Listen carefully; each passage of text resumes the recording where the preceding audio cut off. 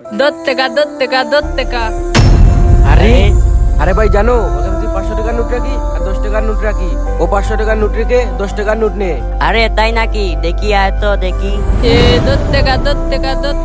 এ পাগল, এখানে দুইটা নোট রাখলাম, তুমি যে কোনো একটা উঠাও। দশ টাকা। আরে এত সত্যি অনেক বড় পাগল। দশ টাকা। আরে এ তো ওই পাগলটা। আরে ভাই আসো, ওর সাথে একটা মজার খেলা করি। হ্যাঁ আসো। হে পাগল, এ দুটা নোট থেকে একটা নোট ওঠা। দশ টাকা। আরে দেখলেন তো ভাই, চলো। আরে এ তো আমার বন্ধু সাইদ না? আরে সাইদ, তোর হয়েছেটা কি?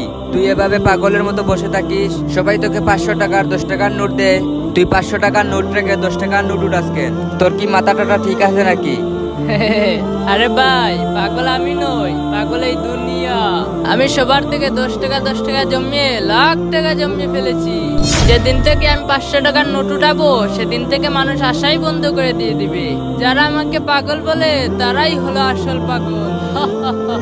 তো বন্ধুরা, পাগল সাইদের নিখুঁত অভিনয় আপনাদের কাছে কেমন লেগেছে অবশ্যই কমেন্ট করে বলে যাবেন।